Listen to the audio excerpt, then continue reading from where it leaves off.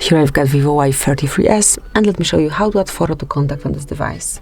So first of all, let's open your phone dialer, tap on contact that you would like to add this profile picture to, select edit contact, and click on camera icon. And now you can either take a photo or choose something from your gallery.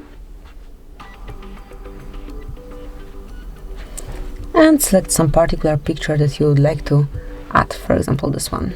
Then decide with which application you would like to crop it. And now you can smoothly personalize it, so you can change the layout, you can crop it, you can rotate it, and then tap on save copy. Click on save then, and as you can see from now on, this picture is assigned to this contact. So this is how you can add profile picture. Thank you for watching. Please subscribe our channel and leave the thumbs up.